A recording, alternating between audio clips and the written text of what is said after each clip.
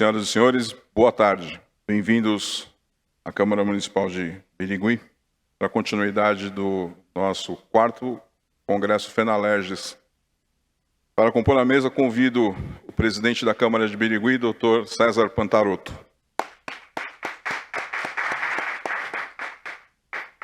Convido também o presidente da FENALERGES, Eduardo Carrion. Convido o Dr. Yuri Ramon de Araújo, procurador legislativo da Câmara Municipal de Itaquaquecetuba e vice-presidente da APROLEGES. Passo a palavra ao Dr. César Pantarotto. Boa tarde a todos novamente. Estamos dando sequência ao nosso 4º Congresso da FENALERGES. É com muita honra que a gente recebe aqui o professor Yuri, né? E vou deixar que o nosso presidente da FENALERGES faça as vezes. Fique à vontade, presidente. Obrigado, presidente. Também boa tarde a todas, Estamos chegando no momento final do nosso congresso, né? A última tarde. Vamos ter agora o Dr. Yuri Ramon, Câmara Municipal de Itaquaquecetuba, ele é procurador lá, vice-presidente da APROLEGES, Associação dos Procuradores dos Legislativos Municipais, né? E ontem a gente acabou conversando um pouquinho à noite, né, para trocar uma ideia. Ele é de Campina Grande, na Paraíba, né? Já passou em outros concursos, né, doutor? E é uma grande honra a gente poder recebê-lo. E logo depois do Dr. Yuri, nós vamos ter um painel sobre inovações, boas práticas das câmaras, com o nosso colega de Guarulhos, para trazer algumas novidades. Doutor, fique à vontade. Quer falar de pé, sentar, como você prefere? Antes de mais nada, quero agradecer a todos, agradecer à FENALERGES pela oportunidade, agradecer ao presidente por ter nos acolhido nesta Casa de Leis, esta edilidade que fiquei até maravilhado com a estrutura, uma câmara muito bonita, tá de parabéns, presidente. E vou falar na tribuna que fica melhor, já deixei o material lá preparado para a gente poder discutir. Fique à vontade. Mais uma vez, cumprimentar a todos aqui presentes, tanto os que estão nos assistindo ao vivo, pelo YouTube, pelo Facebook. E é com grande alegria que eu venho aqui trazer alguns temas de suma importância para nossa atuação enquanto Poder Legislativo, alguns temas principalmente polêmicos, de certa forma, tendo em vista com o que está acontecendo no estado de São Paulo, coisas práticas que eu posso, não apenas, eu não quero criticar, na verdade quero dar uma explanação para que vocês possam refletir sobre o que vem ocorrendo no estado de São Paulo. Quero aqui agradecer também ao presidente da APROLEGES, doutor Nelson Flávio, que com certeza está nos assistindo, doutora Paula Arruda, presidente da Subsecional de Aguaí. Doutora, forte abraço. E vou dar início aqui a uns temas, espero que vocês tenham compreensão. Posso demorar um pouquinho ou não, a depender de como vai se situar. Uma das coisas interessantes que eu me deparei foi quando eu cheguei no Poder Legislativo da Câmara de Itaquaquecetuba. Por quê? Eu atuei enquanto procurador do município em Pernambuco, tive experiências do Poder Executivo, do que acontecia no dia a dia do Poder Executivo. E tinha uma certa até discriminação, um certo preconceito em relação aos membros do Poder Legislativo, ao próprio Poder Legislativo, porque eu não tinha conhecimento. No momento que ingressei na Câmara de Itaquaquecetuba, meus olhos se abriram e eu vi a importância do Poder Legislativo, a importância dos vereadores, a fiscalização que estes fazem em relação aos atos do Poder Executivo, em relação a ajudar a sociedade, e eu vi que o Poder Legislativo é um poder, sem sombra de dúvidas, que merece respeito, que merece a atenção da população, tendo em vista a sua importância primordial para a separação de poderes, para a harmonia entre esses poderes. E uma das coisas polêmicas que me veio na Câmara foi justamente a respeito do auxílio-saúde. Não sou a favor, nem sou contra. Vou apenas dar os fatos que está acontecendo no estado de São Paulo. Teve uns apontamentos na Câmara de Itaquaquecetuba, no qual os vereadores, até 2013, recebiam o benefício do auxílio-saúde, né? O ressarcimento de despesas com saúde, tinha esses benefícios. Os auditores do TCE fizeram apontamentos e disseram, não, o vereador não pode perceber auxílio-saúde, tendo em vista que é agente político e, além de ser agente político, recebe sua remuneração por subsídio. Subsídio este previsto no artigo 39, parágrafos 4º, sobre parcela única. Então, ele não poderia, em tese, perceber isso. O tempo passou, 2014, 2015, houve o cancelamento justamente desse benefício aos vereadores e no momento que houve a licitação, no momento que houve a contratação desse benefício para os servidores, no contrato dizia o quê? O vereador pode perceber, pode participar desse plano de saúde, desde que ele contribua 100%. Ele pague, a Câmara não vai bancar esse benefício. Tudo bem até aí. Em 2020, veio a pandemia, veio, infelizmente, ceifou várias vidas inocentes, e no final de 2020, houve a edição pelo Tribunal de Contas do Estado de uma resolução, tanto pelo Tribunal de Contas, quanto pelo Ministério Público, pelo Tribunal de Justiça, entre outros órgãos. Mas, antes de dar continuidade à edição desses atos, é preciso dizer que, no âmbito da União, por exemplo, no tocante ao auxílio-saúde, a Câmara dos Deputados editou o ato da mesa número 89, de 14 de março de 2013, no qual concede aos seus parlamentares o benefício de assistência à saúde ou reembolso por despesas de saúde, relacionadas à saúde. Em âmbito estadual, aqui no Estado de São Paulo, a Assembleia, por meio da Resolução 884, de 27 de abril de 2012, também concede esse mesmo benefício aos vereadores. Constate que não há, até onde eu pesquisei, nenhum apontamento do Tribunal de Contas relacionado aos deputados. No âmbito municipal, na Câmara Municipal de São Paulo, por exemplo, tem a lei municipal número 16.936, de 11 de junho de 2018, que também dispõe sobre auxílio-saúde para os vereadores.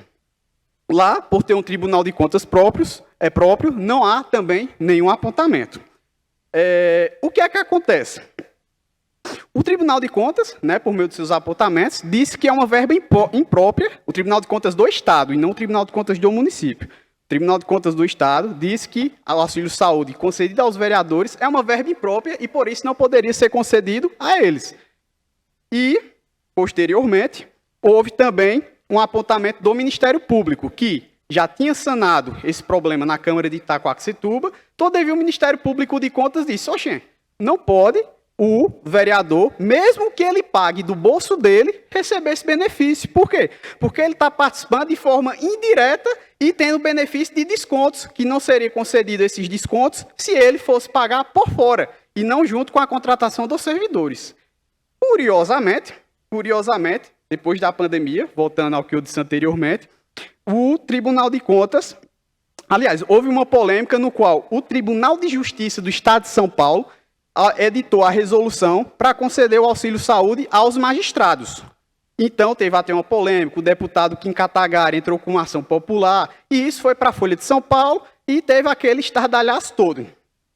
Do mesmo modo, logo que o Tribunal de Justiça editou esse ato, consequentemente, o Tribunal de Contas também editou um ato, uma resolução, concedendo aos membros, os conselheiros, o auxílio-saúde, o reembolso com gastos com saúde. E foi uma leva de consequência. Posteriormente, o Ministério Público também o fez, posteriormente, o Ministério Público de Contas também o fez, mas o entendimento do tribunal continuou. Não, vereadores não podem perceber esse benefício, tendo em vista que são agentes políticos. Ora, o promotor de justiça é um agente político. O juiz é um agente político. Há decisão no STF também dizendo que eles percebem a remuneração por meio de subsídio parcela única. E por que, então, essa discriminação em relação aos vereadores? Não estou dizendo que eu concorde, nem estou dizendo que eu discordo sobre isso. Estou apenas relatando os fatos. Pois bem, após a edição, justamente por meio do tribunal, nós, Câmara Municipal de Itacoaxetuba, por meio do nosso presidente, inclusive, David Ribeiro, forte abraço, meu presidente, tamo junto. A gente fez uma consulta ao Tribunal de Contas, e a consulta a gente formulou no seguinte aspecto: considerando a resolução 844 de 2020, que institui o Programa de Assistência à Saúde Suplementar para magistrados ativos e inativos do Tribunal de Justiça do Estado de São Paulo, considerando a resolução número 9 de 2020, que institui o Programa de Assistência à Saúde Suplementar para os conselheiros e auditores substitutos de conselheiros ativos e inativos do Tribunal de Contas do Estado de São Paulo, considerando a Resolução 1305/2021 da Procuradoria-Geral de Justiça do Ministério Público do Estado de São Paulo, que também instituiu o Programa de Assistência à Saúde Suplementar para os membros e servidores do Ministério Público, considerando a Resolução 1306, também da Procuradoria-Geral do Estado de Justiça do Ministério Público, que fixou os valores de reembolso ao Programa de Assistência Suplementar aos membros e servidores, considerando a Resolução 3/2021, que altera a Resolução 09, de 18 de dezembro de 2020, que trata do auxílio saúde dos membros do Tribunal de Contas, no qual, devido ao Ministério Público e o Tribunal de Justiça terem concedido aos seus membros, o Ministério Público de Contas também entrou nessa leva.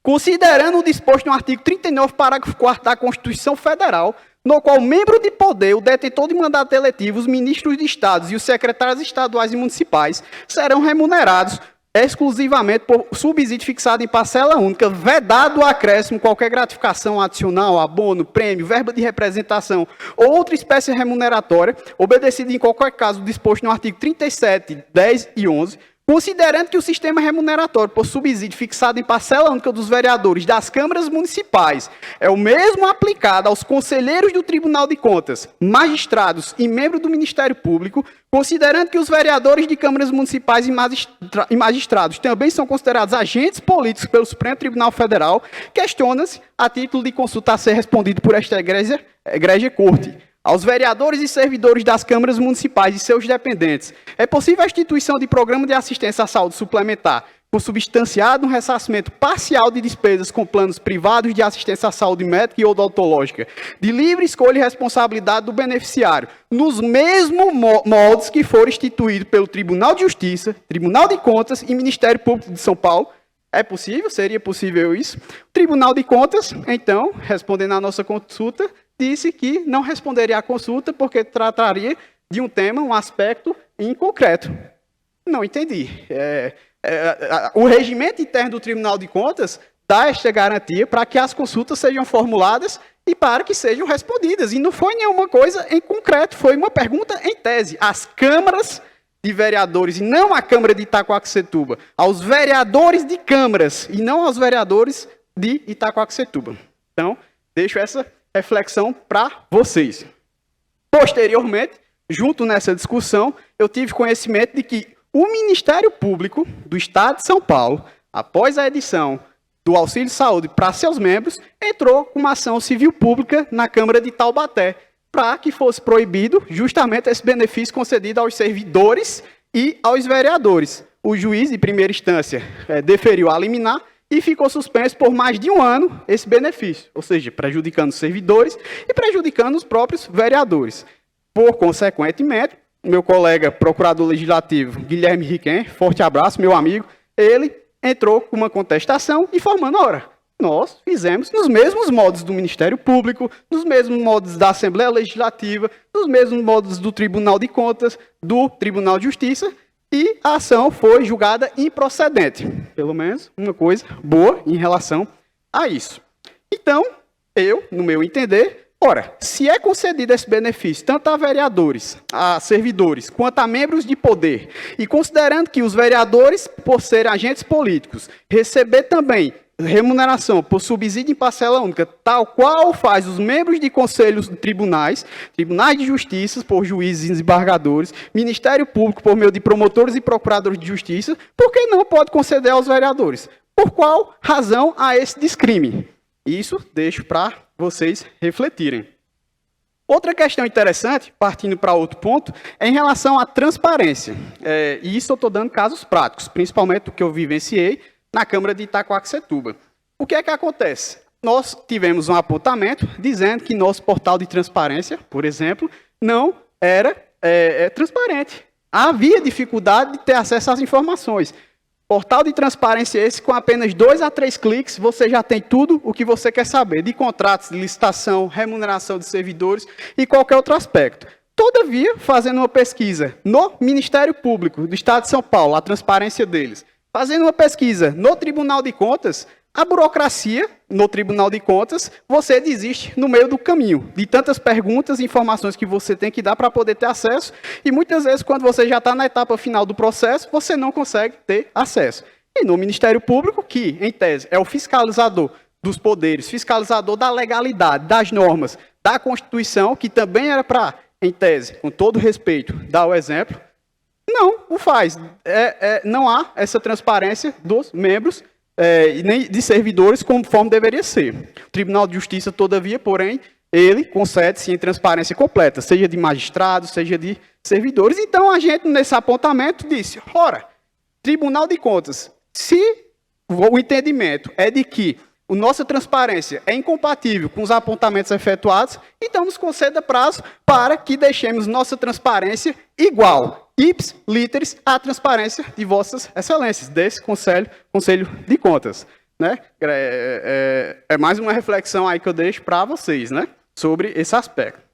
O terceiro tema, que eu também acho interessante, e também envolvendo o Tribunal de Contas, ressalto, esses entendimentos que eu estou falando ocorrem no Tribunal de Contas do Estado de São Paulo, que não fiscaliza a Câmara de São Paulo, nem a Prefeitura de São Paulo, tendo em vista que esses dois órgãos têm Tribunal de Contas do município próprio. E tal qual os preletores que me antecederam ontem na palestra, informaram que há uma harmonia, tendo em vista que o Tribunal de Contas é um órgão auxiliar do Poder Legislativo, e não um poder que se sobrepõe ao outro, que, infelizmente, eu tenho visto acontecendo no Tribunal de Contas do Estado de São Paulo.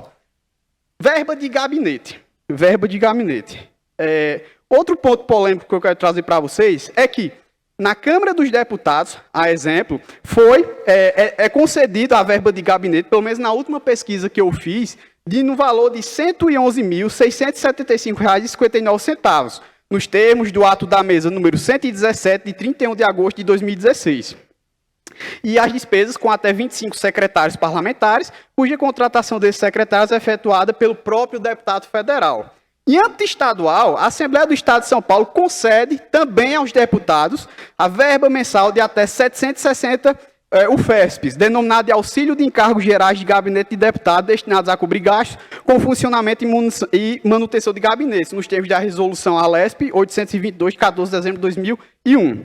No mesmo sentido, no município de São Paulo, na Câmara Municipal de São Paulo, também há essa previsão, no qual, em pesquisas efetuadas por meio do artigo 43 da Lei Municipal 13.637, de 4 de setembro de 2003, concede esse benefício, e no ano de 2020, na pesquisa que eu fiz relacionado ao ano de 2020, cada parlamentar de Câmara Municipal teve acesso à verba anual de até R$ 310.612,56, equivale a uma média mensal de gasto de R$ 25.884,38. Ou seja, no âmbito da União, há a concessão de verba de gabinete, no âmbito do Estado, há a concessão de verba de gabinete, na Câmara de São Paulo, há a concessão de verba de gabinete. Todavia, o Tribunal de Contas do Estado disse que, tirando a Câmara de São Paulo, que é fiscalizado por outro órgão de fiscalização, TCM São Paulo, os vereadores não podem ter verba de gabinete. E eles têm, inclusive, um material, um manual sobre isso, dizendo que não, que isso é até motivo de reprovação de contas. Nesse contexto, o Tribunal de Contas não tem admitido a concessão desses recursos, verba de gabinete, auxílios em cargos gerais de gabinete de vereador, no âmbito de câmaras municipais. Ou seja, até então, mais uma vez, eu tenho visto que nosso órgão de fiscalização, com todo respeito, sem qualquer questionamento que possa ser efetuado, e está tendo uma amarração em face do Poder Legislativo. Não está deixando o Poder Legislativo ser o Poder Legislativo. O órgão que era para auxiliar nosso Poder Legislativo Municipal, infelizmente, tem esses entendimentos que, como é que eu posso dizer, prende o vereador, prende no exercício de sua vereança. Agora vamos para o quarto tema, também que veio acontecendo agora em face dos servidores municipais, um tema que eu acho muito caro, tendo visto que aconteceu isso no município de Itacoaxetuba, adicional de nível universitário. Como vocês bem sabem, vários municípios no estado de São Paulo têm concedido a verba de adicional de nível universitário para os seus servidores, para que eles sejam qualificados, para que eles estudem, para que possam trazer um conhecimento a mais na sua atuação da municipalidade, no trato com a coisa pública. Ou seja, um servidor qualificado é um servidor que, com certeza, vai prezar pela legalidade, vai prezar pela economicidade, vai prezar pela impessoalidade e vários princípios esculpidos em nossa Constituição Federal e estadual e nas suas leis orgânicas.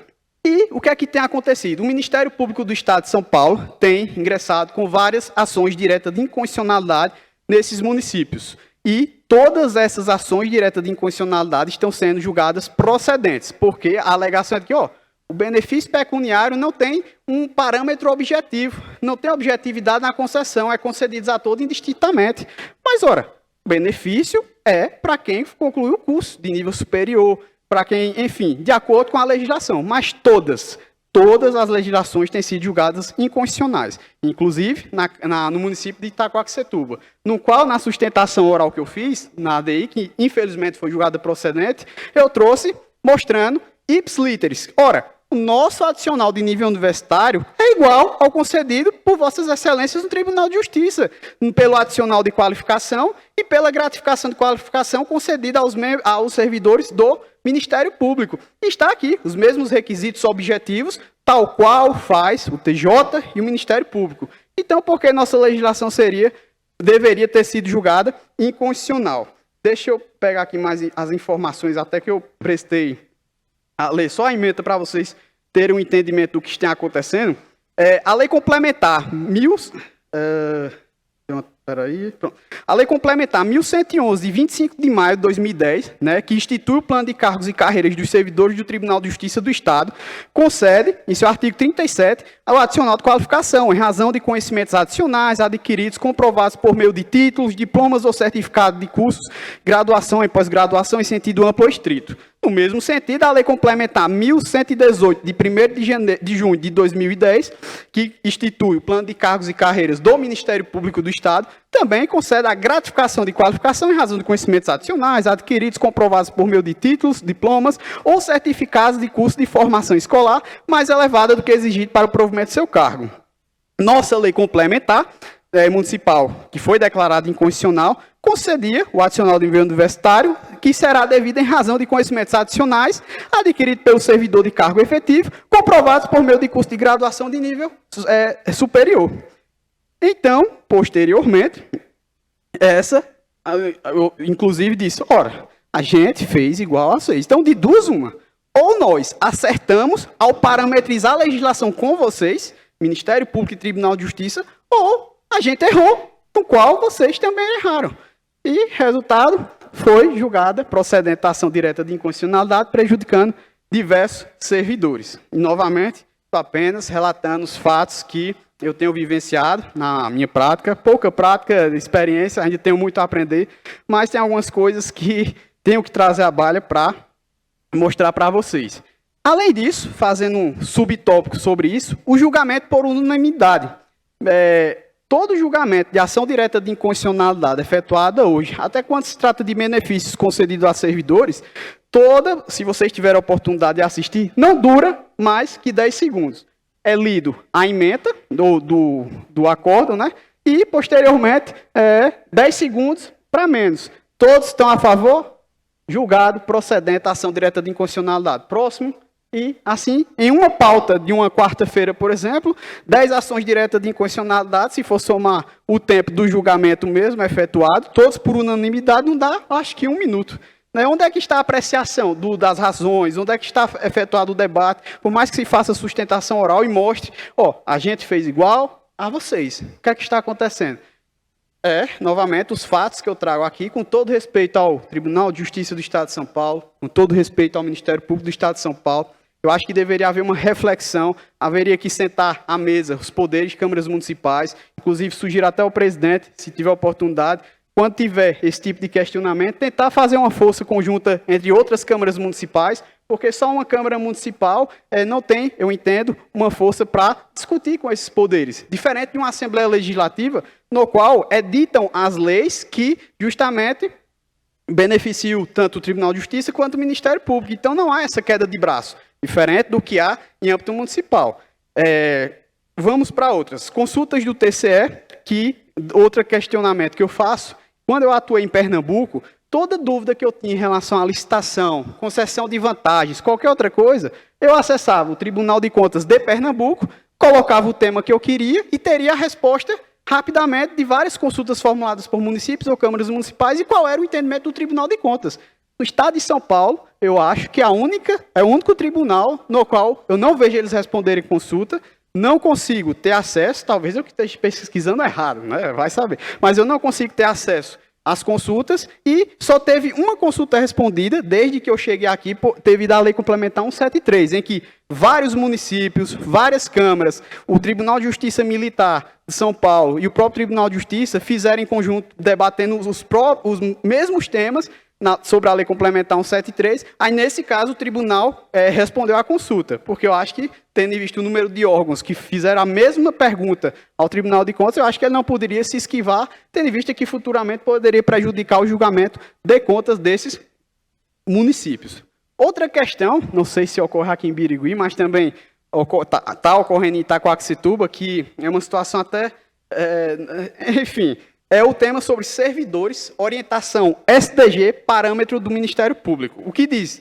O Tribunal de Contas editou um enunciado, número 32 de 2000 seguinte, que diz o seguinte: as leis devem definir com clareza as atribuições e escolaridade exigidas para o provimento de cargos em comissão de direção e assessoria exclusivos de nível universitário, reservando-se aos de chefia a formação técnico-profissional apropriada. Bem, eu concordo com o tribunal no momento que ele diz que um cargo de direção e um cargo de assessoramento teria que ser de nível superior até para poder ajudar o gestor, ajudar a edilidade. E os cargos de chefia de acordo com a sua escolaridade. Esse é o primeiro ponto. Na nossa Câmara, por exemplo, tem alguns cargos de chefia que se exigem nível médio, tendo em vista a complexidade, que não é muito alta, então que poderia ser por nível médio. E o Tribunal de Contas, por meio dos seus auditores, vem questionando esses apontamentos. Então, o que foi que eu fiz? Ora, se eles estão apontando conosco, então com certeza deve ter algum apontamento em relação aos órgãos de envergadura maior. No caso, o Ministério Público, que é, para mim, a fonte a ser parametrizada. E pesquisei na legislação do Ministério Público do Estado de São Paulo que eles editaram a resolução 1332 de 2021, de 14 de maio de 2021, no qual altera a resolução 662 de 2010, que fixa as atribuições e os demais requisitos necessários à investidura nos cargos efetivos. E fui olhar os anexos à exigência de escolaridade que são efetuadas aos servidores do Ministério Público. E me deparei com esses seguintes cargos: diretor de divisão do Ministério Público, diretor de área do Ministério Público e diretor de setor do MP. Da mesma forma, oficial de promotoria-chefe. Então, fui pesquisar qual é então o nível de escolaridade exigido. Para o cargo de diretor de área do Ministério Público, os requisitos de investidura é escolaridade nível médio. Então, já está em afronta ao entendimento do Tribunal de Contas. Eu não me recordo de ter visto nenhum apontamento do Tribunal de Contas em relação a isso, ou que ensejasse a reprovação de contas do Procurador-Geral de Justiça. Esse é o primeiro ponto. E fui, mas lá na frente, diretor de setor do Ministério Público. Qual o requisito para sua escolaridade de investidura? Escolaridade nível médio também. Fui, mais uma vez, pesquisando, auxiliar de promotoria-chefe.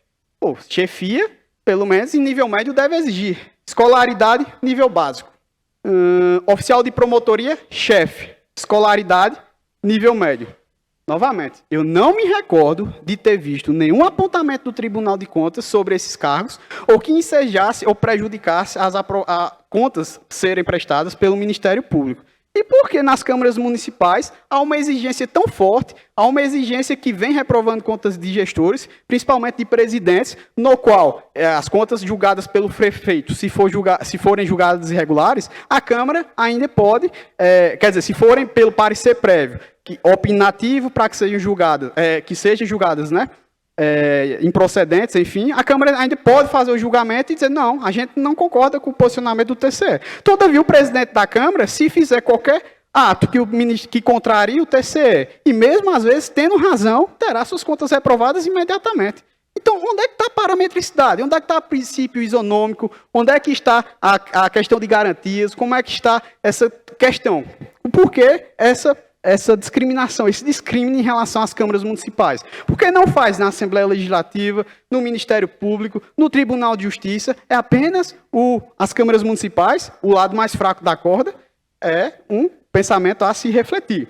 Da mesma forma, a Lei Complementar 1111, de 25 de maio de 2010, que trata da estrutura dos órgãos do Tribunal de Justiça, tem a questão do chefe de seção judiciária. Chefe de seção judiciária, que o requisito é ensino médio completo. Da mesma forma, oficial de gabinete judiciário é o ensino médio completo. E por que, nas câmaras municipais, a exigência de que os chefes tenham que ter nível superior? Se o próprio enunciado SDG, editado pelo Tribunal de Contas, fala categoricamente que tem que ser a escolaridade apropriada. Então, quer dizer que as câmaras municipais não têm o poder de dizer o que é apropriado ou não, porque, novamente, eu volto a dizer, o Tribunal de Contas é o órgão para auxiliar o gestor das câmaras municipais e não para ser hierarquicamente superior ou impor os seus entendimentos. E sim, tem que haver um diálogo. E, posteriormente, até responder consultas, o que eu não vi, é muito difícil o tribunal responder consultas. E eu deixo para vocês, inclusive na apreciação de contas, na defesa que fizemos, colocamos. Então, por qual motivo a Câmara Municipal de Itacoaxetuba incidiria em irregularidades? Basta efetuar um simples comparativo entre o que está ocorrendo no Ministério Público e no Tribunal de Justiça de São Paulo e a Câmara Municipal de Itacoaxetuba. Então vai ter situações iguais, todavia com tratamentos distintos, com tratamentos díspares. E isso deixo para vocês refletir. Outra questão também que aconteceu comigo, eu tenho que dar exemplos práticos, não posso me furtar disso. Em relação, por exemplo, ao que ocorreu na carga horária de procurador. Eu entrei no concurso da Câmara de Procurador da Câmara de Itacoaxetuba e minha carga horária era 30 horas. Todavia, o Ministério Público de Contas opinou dizendo que não, que a carga horária deveria ser 40 horas e que deveria ser julgada irregular. Então, fizemos o quê? Alteramos nossa carga horária para 40 horas e o Ministério Público disse que não poderia, por exemplo, aumentar proporcionalmente os vencimentos, tendo em vista que deveria ser já às 40 horas. Então, tendo em vista um possível debate futuramente, ingressamos com ação judicial, o judiciário bateu o martelo, nos deu razão e, posteriormente, o próprio membro do MP de Contas disse que não poderia mais discutir a questão, tendo vista que foi judicializada. Então, quer dizer que se não houvéssemos judicializado, iria ter algum problema de apontamento de contas do gestor? Mais uma vez, deixo meu questionamento a vocês. Outra questão interessante, novamente sobre gratificações adicionais, concedidas aos municípios e aos órgãos de envergadura constitucional. Muito se fala que gratificações adicionais têm que ter critérios objetivos. Concordo. Não pode ser dado subjetivamente. Tem que ter requisitos para que, quando o gestor for conceder, que seja igual para todos. Que nenhum seja beneficiado em prol do outro. E eu pesquiso na gratificação legislativa. A gratificação legislativa que é concedida aos servidores da Assembleia Legislativa do Estado de São Paulo. Pesquisando na gratificação judiciária, o GAJ, que é concedida aos servidores do Tribunal de Justiça.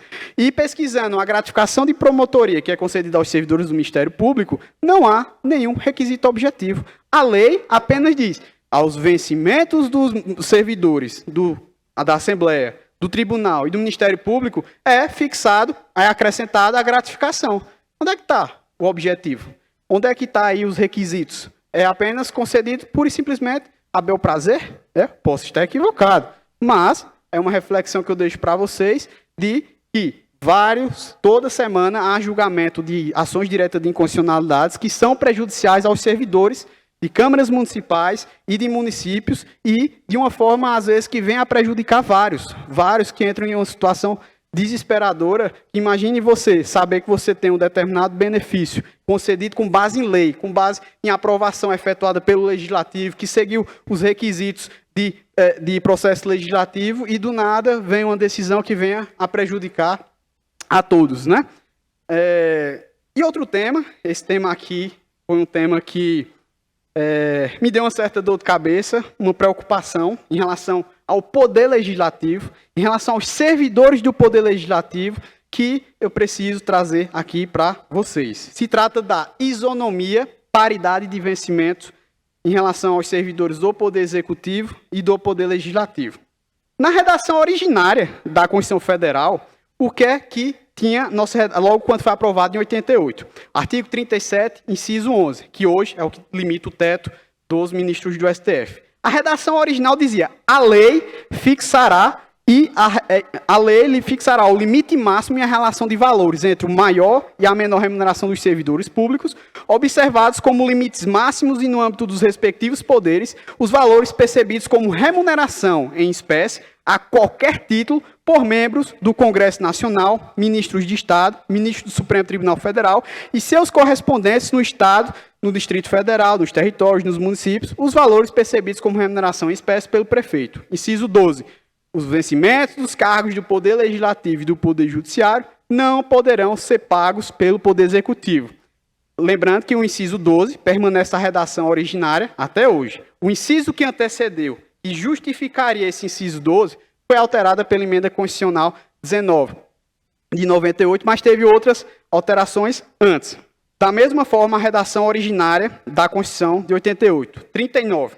A União, os Estados, o Distrito Federal e os municípios instituirão, no âmbito de sua competência, regime jurídico único e planos de carreira para os servidores da administração pública direta, das autarquias e das fundações públicas. O parágrafo 1º dizia: a lei assegurará aos servidores da administração direta, ou seja, do Poder Executivo, isonomia de vencimentos para cargos e atribuições iguais ou assemelhados do mesmo poder, ou entre servidores do Poder Executivo, Poder Legislativo e Judiciário, ressalvadas as vantagens de caráter individual e relativas à natureza ou local de trabalho. Tendo em vista isso, também o artigo 135 da Constituição Federal, em sua redação originária, dizia: as carreiras disciplinadas neste título, aplica-se o princípio do artigo 37 e 12 e o artigo 39, parágrafo 1º. Era expresso dessa forma. Então, assim que editou-se a Constituição de 88, veio a União, em 92, e editou a Lei 8.448, que regulamentou os incisos 11 e 39, parágrafo 1º da Constituição Federal. As autoridades competentes, no seu artigo 7º, as autoridades competentes do Poder Executivo, do Poder Judiciário e as do Ministério Público da União, bem como as das Câmaras dos Deputados e as do Senado Federal, adotarão providências necessárias para a aplicação integral do disposto nesta lei à política remuneratória de seus servidores. Então, reitere-se, conforme a redação originária da Constituição de 88, teria que ter uma lei. Teria que ter uma lei dizendo: olha, para títulos de isonomia e paridade entre poderes, será considerado tal cargo, será considerado tal função. E, dando continuidade, em 1994, editou-se a Lei 8.852, de 4 de fevereiro, que dispõe sobre a aplicação dos artigos 37, incisos 11 e 12 e 39, parágrafo 1º da Constituição. Lembrando que era todas em sua redação originária. Para efeitos desta lei, a retribuição pecuniária deverá ser da administração pública direta, indireta e fundacional de qualquer dos poderes, compreende. Ele conceitua o termo vencimentos. O artigo 2º, que é o mais importante desta lei, para os fins do inciso 12 do artigo 37 da Constituição Federal, o maior valor dos vencimentos corresponderá no Poder Executivo a, no máximo, 90% de remuneração devida ao ministro de Estado. Então, tivemos o seguinte problema. O inciso 11, em sua redação originária, dizia que o quê? Que competeria ao Congresso, ao Supremo Tribunal Federal, ao Poder Executivo, disciplinar a política remuneratória. Em um dos recursos extraordinários, eu acho que eu não coloquei aqui, eu vou depois procurar se vocês tiverem interesse, dizia o seguinte, na discussão da votação à época sobre essas discussões, no qual o ministro Marco Aurélio sentou-se à mesa. Ele, o presidente da Câmara dos Deputados, o presidente do Senado Federal e o presidente da República para discutir justamente, e aí, qual vai ser a nossa remuneração? Qual será o limite? Será o nosso? Será tanto? Será Y? Será X?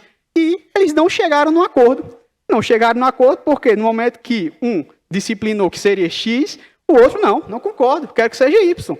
E por ter em vista esse debate, o que é que se fizeram por meio de discussões com os ministros do Supremo Tribunal Federal, foi que veio a edição da emenda constitucional que alterou o inciso 11 do atual teto, que hoje é dos ministros do STF. Então, hoje, a remuneração atual, o máximo, né, percebido na administração pública federal, é o subsídio dos ministros do STF. Só que o inciso 12, a redação permaneceu. a redação permaneceu, mas há uma incompatibilidade entre o inciso 11 e o inciso 12. Como é que vai dirimir isso? Até porque no artigo 39, parágrafo 1º, também houve essa alteração. Tendo em vista que a súmula 37, um dos motivos de discussão, espera um momento, pronto. A súmula 37, súmula vinculante, diz o quê? Que o judiciário não poderá fazer o papel da isonomia para aumentar os vencimentos dos servidores. Então, o que é que acontecia? Tendo em vista ainda a redação dessas leis, vários servidores olhavam do vizinho, o cargo de servente da Câmara Municipal ganha mais do que o cargo do Poder Executivo. Então, começaram a fazer muita judicialização para que houvesse aumento com base na isonomia. E o Poder Judiciário, assoberbado de ações, fez que não temos essa prerrogativa. Essa prerrogativa é entre as câmaras municipais, por exemplo, e o Poder Executivo de fazer o processo legislativo conforme deveria ser. E, então, houve alteração pela emenda 19, que, aliás, eu procurei a fundamentação da exposição de motivos. Toda vez que vocês tiverem dúvidas sobre o porquê da edição de ato normativo, procure os fundamentos, procure a exposição de motivos. E a exposição de motivos da emenda constitucional 19 diz o seguinte: a referência à isonomia de vencimentos entre os servidores foi suprimida do texto constitucional. Pretende-se que o tema venha a merecer adequado e oportuno equacionamento como componente inerente a uma consistência política de recursos humanos e não como direito subjetivo do servidor, que sujeita a administração a todo tipo de pressões e demanda por equiparação salarial. Esse é o primeiro ponto. Então, o que é que acontece? Posteriormente, após a edição da emenda 19, houve alteração do artigo 11, 37 da Constituição e o 39, parágrafo 1º, que antes dizia: a lei garantirá isonomia quando os cargos forem assemelhados. Então, tendo em vista a emenda 19, houve alteração, e a partir de agora, para fixar o padrão de vencimento, seja do Poder Executivo, Judiciário ou Legislativo, o parágrafo 1º diz: a fixação dos padrões de vencimento e dos demais componentes do sistema remuneratório observará a natureza, o grau de responsabilidade e a complexidade dos serviços componentes de cada carreira, os requisitos para a investidura e, terceiro, inciso 3, as peculiaridades dos cargos. E isso tem que ficar claro. Todavia, isso é na Constituição Federal. Nossa Constituição do Estado, ela repete ipsis literis a redação do 37.12, no qual está no artigo 115.14, os vencimentos dos cargos do Poder Legislativo e do Poder Judiciário não poderão ser superiores aos pagos pelo Poder Executivo, e o 124 repete a literalidade do dispositivo da Constituição Federal em sua redação originária. Então, houve alteração da Constituição Federal por meio da emenda 19, mas a Constituição do Estado não observou essa mudança, que continua: a lei assegurará aos servidores da administração direta isonomia de vencimentos para o cargo de atribuições iguais ou assemelhados do mesmo poder, ou entre servidores dos poderes legislativo, executivo e judiciário, ressalvadas as vantagens de caráter individual e as relativas à natureza ou local de trabalho. Então, logo quando eu cheguei no estado de São Paulo, entrei no grupo da Prolés, e um dos colegas disse: tem uma ação direta de inconstitucionalidade questionando meus vencimentos, dizendo que eu ganho mais do que o Poder Executivo. Então, por exemplo, se eu ganho 10 mil enquanto procurador e meu colega do Executivo, o vencimento base dele é 5 mil, o Ministério Público, ou o prefeito à época, entrou com a ADI no Tribunal de Justiça, dizendo que não pode ter essa diferença disparitária, que teria que igualar o do Legislativo ao do Executivo. Então, se eu ganhava 10, eu vou ganhar o quê? 5 mil.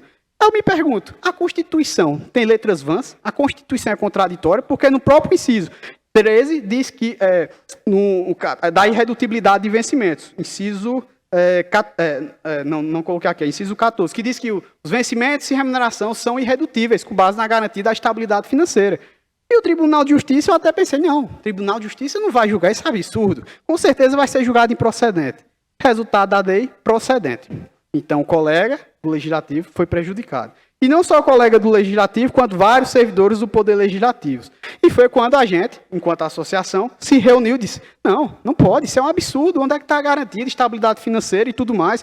Até porque, o próprio entendimento do Supremo Tribunal Federal, no recurso extraordinário 226.804, de relatoria do ministro Carlos Veloso, diz que a Constituição Federal não concedeu isonomia direta às carreiras jurídicas. Essa isonomia deve ser mediante lei. Então, não era para ter entrado com uma ação direta de inconstitucionalidade. Posterior, podia ser até uma ação direta de inconstitucionalidade por omissão, para que o Poder Executivo editasse a lei equiparando, subindo o vencimento igual do Legislativo, e não para diminuir. Onde é que está garantido o princípio da dignidade humana nesse aspecto? Como depois, houve colegas que já estavam com mais de 30 anos de Câmara, prestes a se aposentar, e simplesmente o tribunal veio dizer não, é inconstitucional seus vencimentos. E outra, utilizando-se o parâmetro da Constituição Estadual, que está em desacordo com a Constituição Federal, que até converso com o presidente da FENALES, para possivelmente FENALES, junto com a PROLES, até convido a NPM, de até ingressarmos com uma ação direta de inconstitucionalidade em face do artigo 124, parágrafo 1º da Constituição do Estado, para que justamente se atenha ao texto da Constituição Federal, para não permitir esses absurdos. Todavia, após outra ADI de uma colega, doutora Caroline, que foi procuradora da Câmara de Olímpia, ela mal assumiu o cargo e o Ministério Público já estava fazendo esse tipo de questionamento. Então, fizemos uma força-tarefa, juntamos os membros da diretoria da PROLES e todos fizeram, junto com os demais membros, uma visita aos gabinetes dos desembargadores, explicando, olha, essa questão está totalmente destoante, não pode. E, graças ao bom Deus, a ação, depois dessa leva de julgadas de ações diretas julgadas procedentes, veio a ser julgada improcedente, ou seja, houve a declaração inversa e, nesse caso, foi declarada constitucional o ato normativo que fixou o vencimento do procurador legislativo da Câmara Municipal de Olímpia. E depois disso, mais 3 ADIs foram julgadas e o bom senso prevaleceu no Tribunal de Justiça e, novamente, foram julgadas improcedentes essas ADIs. E isso era muito preocupante. Isso tirou minha noite de sonos por vários colegas. Colega, inclusive, dessa primeira ADI, ele pediu exoneração, de tão mal que ele ficou. Pediu exoneração. Então, o próprio Supremo Tribunal Federal tem várias decisões sobre isso. Inclusive, logo na edição de 88, quando houve a edição da Constituição, um dos comentários Espera um momento, pessoal. Um dos comentários de Pinto Ferreira dizia o seguinte, olha, apesar de ter essa questão da isonomia e paridade, mas, independentemente do que for julgado, deve-se conceder a estabilidade financeira e não redutibilidade. Ora, então quer dizer que os vencimentos fixados para o Poder Legislativo foram feitos de forma ilegal, porque se declarar a inconstitucionalidade desse tipo de verba e botar com efeito ex-tunc é para prejudicar literalmente o servidor. E esse não é o entendimento da Constituição. A Constituição em nenhum momento foi nesse sentido. A Constituição, como sabemos, desde as outras constituições, o que é que acontece? Sabemos que a prefeitura, no caso, o Poder Executivo, tem uma demanda de classes. Tem enfermeiros, guardas municipais, e é uma leva de servidores que a Câmara Municipal não tem. Enquanto uma prefeitura tem 1.000 servidores, a Câmara Municipal, se tiver 30, 40, 100, tirando a Câmara de São Paulo, que é uma das maiores do Brasil, tirando esse tipo de conduta, então temos verba para poder fixar a política remuneratória da forma que convier, da forma que o parlamento decidir que deva ser. Se o executivo fizer, até conceder qualquer reajuste, pode muitas vezes quebrar o município. O município de onde eu trabalhei, se concedesse o ajuste, à época, pelo menos naquele município, tendo em vista que houve uns problemas financeiros e tal, iria quebrar o município. Então, tem que ter um diálogo. Não pode impor a mesma régua que é para o Poder Executivo para o Poder Legislativo. É a independência dos poderes, tal qual o doutor Marcos falou, é independência de poderes, e depois que você observar a independência de poderes, você vai harmonizá-los. E harmonizá-los não é prejudicar os colegas, não é prejudicar servidores, é sim tratá-los com igualdade e lutar para que ambos, tanto o Poder Executivo em âmbito municipal, quanto o Poder Legislativo municipal, possam ter tratamento igualitário, mas para beneficiar e para cumprir o princípio da legalidade. E não para vir decisões ou qualquer outro instrumento que venha justamente arrancar uma das garantias que são concedidas aos servidores, que é a irredutibilidade remuneratória. E isso é princípio esculpido na Constituição Federal, isso é esculpido na Constituição do Estado, e não, muitas vezes não estava sendo observado. Então fica meu convite aí para o nosso presidente da FENALES, para depois discutirmos até essa questão. Outra questão também, e justamente na discussão da súmula 37, que não cabe ao Poder Judiciário, que não tem função legislativa, aumentar os vencimentos dos servidores públicos sob fundamento da isonomia. E na discussão, foi justamente essa questão que eu defendo. Ora, se o artigo parágrafo 1º do 39, é preceito dirigido ao legislador, a quem compete concretizar o princípio da isonomia, considerando especificamente casos de atribuições iguais ou assemelhadas, não cabendo ao Poder Judiciário substituir ao legislador. Contra a lei, ou seja, contra a lei que foi fixada essa questão da paridade, e não contra, porque se não há lei, não tem como fixar. Porque primeiro diz, para cargos iguais, essa lei diz que tem que ser X. Como não há lei municipal, como é que vai declarar algo inconstitucional se não existe essa lei? Contra a lei que viola o princípio da isonomia é cabível no âmbito do controle concentrado a ação direta de inconstitucionalidade por omissão, que é para justamente o Poder Executivo editar a lei e poder igualar os vencimentos. E não para diminuí-la. Porque isso está sendo omissão do Poder Executivo. Poder Executivo que deveria, se está tendo essa disparidade, então vamos aumentar os nossos servidores. Independentemente que fica depois as questões financeiras, para se discutir depois, mas tem que observar o processo legal, o devido processo legislativo, e não querer submeter ao julgo o Poder Executivo e imperar com mão de ferro em relação ao Poder Legislativo. Pelo contrário, os poderes são independentes e harmônicos entre si. Jamais um poder pode prevalecer sobre o outro. O Poder Legislativo tem suas prerrogativas, como, novamente, o colega Marcos que falou, que a gente não pode ter a renúncia de poder. Porque no momento em que a gente deixa essa política remuneratória para o Executivo, estamos renunciando nossas particularidades, nossas prerrogativas e garantias. Inclusive, até o ministro Marco Aurélio, na discussão de votos, colocou: a isonomia nada mais representa do que a equiparação de vencimentos. Se fôssemos discutir mesmo a fundo essa questão, o próprio Ministério Público de Contas também está afrontando o inciso 13 da Constituição Federal, quando equiparou os seus vencimentos, atrelando ao cargo de Procurador de Justiça do Ministério Público. E a Constituição Federal só garante a isonomia de vencimentos aos cargos de Conselheiro de Tribunal de Contas da União, que no caso equipara-se aos ministros do STJ, e, no âmbito estadual, ao Conselho de Contas, aos desembargadores. Ele não atribui essa prerrogativa ao Ministério Público de Contas, não.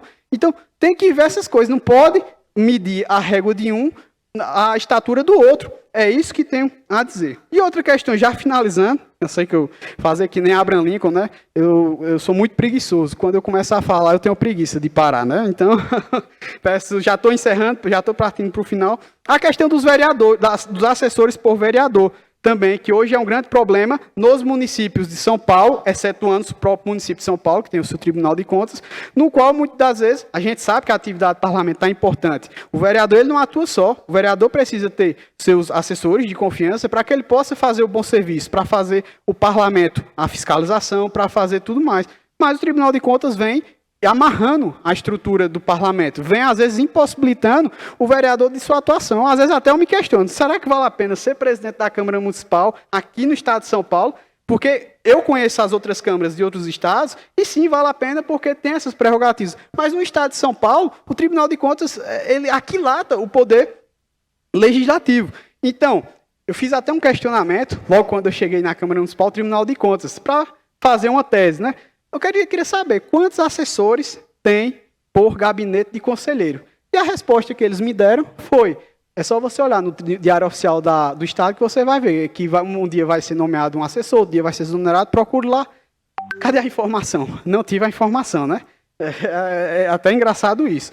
Então, diferente da Câmara de São Paulo, que tem mais de 18 assessores, se eu não me engano, eu nunca vi o Tribunal de Contas do município fazer qualquer apontamento nesse sentido. Mas na câmaras municipais, há o aquilatamento do Poder Legislativo, que eu deixo para a reflexão de vocês, que até o presidente, novamente, quando for fazer qualquer tipo de consulta, tudo, se junte com outros presidentes, com outras câmaras, para juntos poder até ter um diálogo institucional com o Tribunal de Contas, que eu acho que falta é diálogo institucional.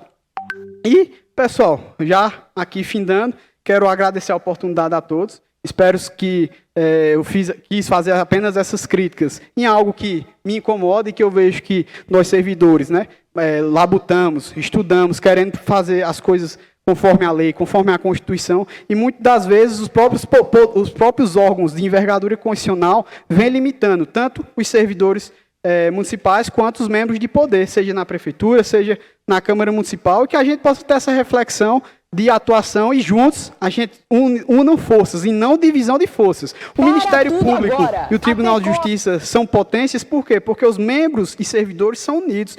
O Tribunal de Justiça, os juízes, desembargadores e servidores são unidos. E nós, do Poder Legislativo, não podemos ficar em pé de guerra com o Poder Executivo, e sim unir forças para que ambos cresçam em igualdade, cresçam em força e tenham suas prerrogativas constitucionais respeitadas, tendo em vista nosso Estado democrático de direito. E é isso que eu tenho a dizer. Agradeço a oportunidade. Um abraço aí à doutora Laís de Rancharia, que veio aqui, nossa procuradora do Legislativo local lá, que veio prestigiar. Forte abraço aí. E é isso, pessoal. Obrigado. Desculpe a discussão a delongada, né? Mas é isso que eu tinha para trazer essa reflexão para vocês. Forte abraço a todos e é isso.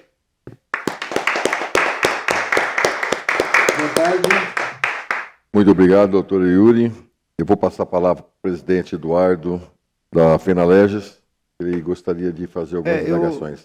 Falei agora, eu preciso falar. Doutor Yuri, a gente, quando estava bolando esse congresso, a gente convidou para essa fala a doutora Ana Paula de Aguaí. E a gente estava combinando tudo e acabou que ela não pôde vir. Aí ela falou assim, vou mandar um rapaz que eu conheço, doutor Yuri, de Itacoaquecetuba, e aí eu conheci o senhor ontem, não conhecia. E, desculpa a palavra, presidente, mas eu estou embasbacado com essa sua palestra, achei sensacional mesmo, você trouxe muita informação, você falou, Edu, eu vou colocar algumas polêmicas lá, e eu falei, polêmica faz a gente pensar, e eu estou muito feliz, tá, com o que você trouxe, acho que eu, particularmente, aprendi muito hoje. A gente vive uma realidade diferente em São Paulo. Como você falou, a gente, no Tribunal de Contas do Município, tem a noção clara de que a gente é um órgão auxiliar da Câmara Municipal para fiscalizar o Executivo, para fiscalizar as secretarias, para poder prestar esse serviço para a Câmara. E ontem já teve algumas discussões sobre o posicionamento do TCE São Paulo. E hoje você trouxe outros posicionamentos que são preocupantes. Porque o TCE ele age como uma polícia das câmaras municipais, é o que eu estou entendendo. Então, acho que a FENALEGES, junto com a PROLEGES, a gente tem muito trabalho a fazer e eu realmente agradeço tudo que você trouxe para nós. Viu? Vou deixar aberto para quem quiser fazer alguma pergunta, antes de eu fazer as minhas. Os dois, o Miguel e o Renato também, tá? Mudou só de ordem, mas eu gostaria que fizessem perguntas, tá? Sim. Primeiramente, quero parabenizar o doutor Yuri pela bela palestra. Eu tenho aqui uma pergunta com relação ao subsídio do prefeito. O artigo 29, inciso 5º da Constituição Federal, autoriza a Câmara Municipal, a fixar o subsídio do prefeito, vice-prefeitos e secretários municipais. Lá diz fixar por lei. A pergunta levando em consideração a autonomia do parlamento municipal, que essa atualização do subsídio do prefeito poderia ser feita por resolução da Câmara? É uma excelente pergunta, que a gente está tendo também vários questionamentos, não só em relação a ações diretas de inconstitucionalidade, porque mesmo que por lei, o Tribunal de Justiça, junto com o Ministério Público, entende que, por exemplo, a revisão concedida aos servidores não pode ser concedida ao prefeito e tem declarado inconstitucional, inclusive até com repetição para que os prefeitos, os secretários devolvam essas verbas, mas resolução, eu até entendia, à época quando eu entrei na Câmara, que poderia fixar, tendo em vista, por exemplo, que o Tribunal de Contas editou a resolução da assistência à saúde aos conselheiros por resolução, o Ministério Público editou o mesmo benefício por resolução, a Assembleia Legislativa do Estado também por resolução, mas tendo em vista o entendimento do artigo 39, parágrafo 4º, se eu não me engano, não pode ser por resolução, e sim por lei. Qualquer ato que seja feito hoje por resolução, principalmente tratando de estipêndio pecuniário, há um grande risco de que seja declarado inconstitucional e até com outras consequências maiores, como de câmaras municipais que eu já vi no qual, através de ação civil pública ou ações diretas de inconstitucionalidade, no qual os membros do poder tiveram que retornar valores recebidos, e valores recebidos até com vários anos. Então, teve gente que ficou com uma dívida enorme e injustamente, no meu entender. Mas toda vantagem pecuniária tem que ser fixada por lei, por mais que seja prerrogativa do Legislativo ou da Prefeitura, tendo visto a alteração pela emenda constitucional efetuada na Constituição Federal. Obrigado, Miguel. Obrigado, doutor. Professor Renato. Primeiramente, agradecer a pré-eleição, que foi sensacional. Parabéns pela sua pré-eleição. Os assuntos que você trouxe aqui são de relevância ímpar, me atrevo a dizer. O Pantaroto, presidente da Câmara que se encontra aqui, acho que nós dois, Pantaroto, temos uma coisa em comum. Nós somos legalistas, muito legalistas. E a questão que você coloca da legalidade, ela é fundamental. Também seria importante que as pessoas entendessem a importância do legislativo, não só do legislativo municipal, mas do legislativo estadual e do legislativo federal.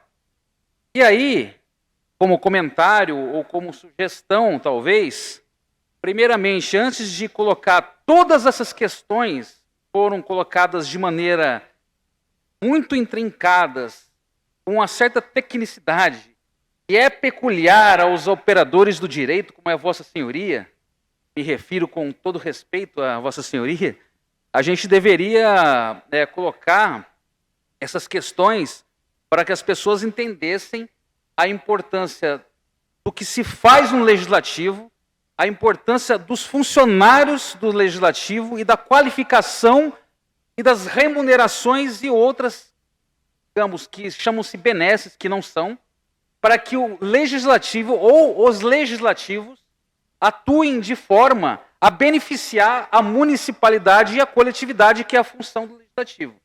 Muito bem colocada por Vossa Senhoria. Então, eu gostaria que você discorresse sobre essas palavras que eu coloquei. Eu não coloquei com a tecnicidade que ele é peculiar, mas fiz de acordo com a minha formação, enfim. Mas fico por aqui para não me estender muito, porque o tempo já está findando aqui, mas tudo bem. Eu também gosto muito do Abraham Lincoln, sou muito fã dele. Inclusive, eu até me aproprio, de uma certa forma, da retórica que ele usa. Muito obrigado, Pantaroto, Joaquim, demais companheiros da mesa, muito obrigado.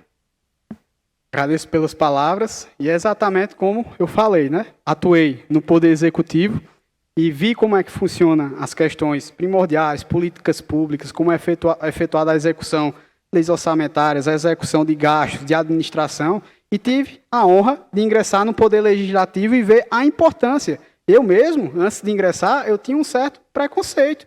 Eu nem sabia, na verdade, o que um procurador legislativo atuava, pensei que não tinha demanda, e pelo contrário, desde que eu ingressei no Poder Legislativo, eu percebi que há questões complexas que demandam estudos que, às vezes, eu tenho que olhar até no direito comparado, tenho que olhar com mais profundidade para poder até dar um opinativo. Da mesma forma, são os servidores do Legislativo que fazem a Casa de Leis funcionarem. Se não fossem nós, servidores, com certeza não teria a fiscalização do Poder Executivo, não teríamos a tecnicidade de leis, porque a lei não é você colocar no papel, não é você Ctrl-C ou Ctrl-V, vi na Câmara Municipal ou Prefeitura uma lei X, e você vem, Ctrl-C, Ctrl-V, e coloca as mesmas palavras. Não, cada legislativo tem sua particularidade no município, e não é de toda forma, tem que ter um estudo. Eu tive que me aprofundar muito na legística, no processo legislativo, de criação de normas, de redação, porque às vezes uma palavra dá vários sentidos, dá vários contextos, e é o que eu digo. O poder legislativo é de suma importância na nossa democracia. É um poder que eu tenho um apreço enorme, amo mesmo, de paixão, como eu posso dizer. Eu tenho muito respeito hoje. Para mim, o poder legislativo é, sem sombra de dúvida, o primeiro a escutar o cidadão, é o primeiro a efetivar a garantia de democracia, é o primeiro a estar junto com as pessoas. Então, obrigado mais uma vez pelas palavras, e é esses comentários que eu tenho para fazer. Doutor Yuri, mais alguma pergunta? Primeiramente, eu quero agradecer. É muito bom ver um jovem, né? Eu vejo na sua figura um jovem, né? Diferentemente dos meus cabelos brancos, né? Eu estava até conversando com o presidente aqui. Quando eu tinha 13 para 14 anos, meu pai tinha um gado de sociedade com o presidente do Tribunal de Contas do Estado. E nós fomos lá em São Paulo, chegou lá, naquela época, não existia telefone celular. Era um aparelhinho que você apertava o botão, a secretária falava com a pessoa e a gente acabava escutando. E ele chegou e falou assim: presidente, o governador quer falar com o senhor. Não, fala para ele que eu não quero falar com ele, estou ocupado. Mas aí ela insistiu, falou: mas o presidente é o governador. Ah, me passa aí que eu vou atender ele. Aí muitos, né, pegou o telefone e falou: senhor governador, o senhor tá bom? Olha, o negócio é o seguinte, senhor governador. O senhor faz o que eu pedi, ou então eu não aprovo as suas contas. Então, eu não estou pedindo, estou mandando que o senhor faça aquilo que eu solicitei. Então, infelizmente, eu acho que vem uma hierarquia, uma coisa de muitos anos. Eu estou com 57 anos. Isso, eu tinha uns 13 anos. E por muitos anos a gente via que o cargo político é diferente do cargo administrativo, né? E hoje, a gente sabe, Assembleia Legislativa, por que o Ministério Público, muitas vezes, porque a gente sabe quem aprova os subsídios do Tribunal de Contas e tal, é o Legislativo. Então, o que eu acho que falta é uma afinação. Aqui na nossa região, nós montamos um parlamento regional e nós temos uma frente parlamentar com 43 municípios. Então, eu acho não, tenho certeza, que nós temos que sentar e conversar justamente sobre isso. Porque eu me sinto, incapaz de fazer muitas coisas que eu poderia fazer no meu município, porque, olha, não faz isso que o Tribunal de Contas não vai aprovar. Olha, não faz. Então, tem muitas coisas que a gente gostaria de fazer dentro da legalidade e que a gente tem medo de um apontamento e não depois ter a oportunidade de defesa. Porque a gente fica naquela, olha, se eu fizer isso aqui, olha, teve um município que fez isso semelhante e está respondendo um processo. Né? Hoje mesmo chegou 2 documentos aí de ex-presidentes que vão ter que pagar multa.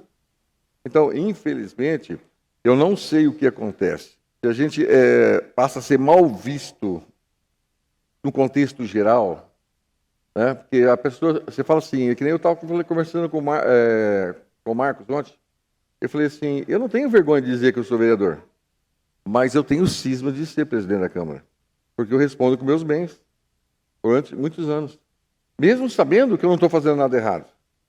Mas na minha cabeça, agora, e quem vai julgar? Será que sabe por que foi feito? Como foi feito? Será que ele vai, de fato, pegar minha defesa e vai ler na íntegra as justificativas por que foi feito e como foi feito? Ou vai ser os 10 segundos? Então, muitas coisas a gente deixa de fazer, que poderia ser para o bem do município, com medo de uma sanção pecuniária lá na frente. Eu me sinto, muitas vezes, constrangido de não poder fazer o que eu acho que é certo, né? Porque o Tribunal de Contas já puniu alguém por fazer semelhante. Não sei se ele fez igual ele ia fazer, mas semelhante. Então, é difícil. Eu concordo com o senhor que a gente fica um pouco podado, né? A gente fica muito limitado. E é muito comum um vereador chegar nessa tribuna aí, nesse púlpito aí, e dizer: eu não sabia que eu era tão impotente, eu não posso fazer nada no meu município, que eu não tenho a caneta na mão. E se tivesse, também a gente sabe que o Poder Executivo também, mesmo tendo a caneta na mão, não consegue fazer tudo o que precisa fazer. Né? Então, infelizmente, tinha que sentar todo mundo e vamos governar junto, vamos construir para a população. E deixar as picuinhas, as coisas menores para trás. Porque, queira ou não queira, eu moro no estado de São Paulo, eu moro dentro da cidade de Birigui. Se a cidade vai bem, eu vou bem. Se o estado vai bem, eu vou bem. Agora, não tem... Lei é única. A lei do Pernambuco, a lei de São Paulo é única. É como se aplica. É como se aplica. Então, a lei é igual... A Constituição diz que a lei é igual para todo mundo. Mas, infelizmente, a gente sabe que o peso da caneta muda, dependendo da mão de quem esteja. Então, é isso que eu sinto. Eu estou fazendo um desabafo, senhor, porque eu sinto, muitas vezes, que eu quero fazer uma coisa aqui na Câmara. Eu tenho vontade de fazer alguma coisa diferente. Olha, não faz isso, porque o Tribunal de Contas vai te fazer apontamento, não vai dar certo. É uma coisa difícil. mesmo sabendo que muitas coisas eles já fizeram, esses apontamentos, muitas pessoas erraram. Se não tivesse a fiscalização deles também, seria, tenho certeza, seria uma bagunça. Mas eu acho que eles poderiam. Ele não é um órgão consultivo, mas eles poderiam a gente poderia levar um projeto e falar assim, olha, eu tenho essa intenção de fazer isso, o que vocês acham? Vocês poderiam me aconselhar? Posso fazer? Você acha que tem algum dolo aqui? Tem alguma coisa que pega? Mas se você levar uma consulta dessa, eles falam assim, eu não sou um órgão consultivo. E aí a gente fica órfão de pai e mãe. Tá? E esse é o meu desabafo. Mas gostaria de parabenizar o senhor, tá? E dizer que eu tenho essa esperança também, que um dia a gente fosse visto não como ser político, não como aquela pessoa que quer usufruir do bem público, e sim construir um bem público. Muito obrigado por o senhor ter vindo aqui, pela sua experiência. Eu gostaria de agradecer muito a FENALERJS, porque, para mim, está sendo uma faculdade. Coisas que eu nunca aprendi. Em 5 anos de vereador, eu estou aprendendo em 2 dias. Coisas que eu nunca escutei ninguém falar abertamente. Então, muito obrigado.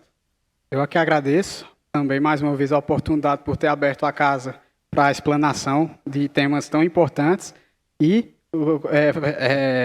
concordo com as palavras proferidas, até porque na atuação na Câmara Municipal eu vejo os presidentes que passaram, todos querendo fazer coisas e nenhum com o intuito de praticar ilegalidades. Por isso que hoje eu gosto muito do Poder Legislativo, porque eu vivencio isso. E eu vejo que as intenções são boas. Eles, a gente só quer fazer tudo conforme a lei. E muitas vezes, mesmo querendo fazer as coisas conforme a lei, há esse impedimento por meio do Tribunal de Contas que falta esse diálogo. Os tribunais de contas, em suas maiorias, respondem a consultas justamente para auxiliar o gestor. E até no decreto que trata sobre a lei de introdução ao direito das normas do direito, fala que a consulta deve ser mostrando, está errado nisso, providencie isso, faça aquilo, mas o Tribunal de Contas, pelo menos no estado de São Paulo, eu tenho visto esta recusa e que é uma prejudicialidade aos nobres vereadores de câmaras municipais, aos prefeitos. Então, eu acredito que vai ter um diálogo, se Deus permitir, vai haver essa junção de poderes e as coisas começarão a andar conforme deve ser, justamente em prol da nossa democracia, do nosso Estado democrático de direito, em prol da legalidade, porque eu acredito num poder legislativo forte, soberano, independente e harmônico entre os poderes. É isso. Muito obrigado. Gostaria de agradecer mais uma vez.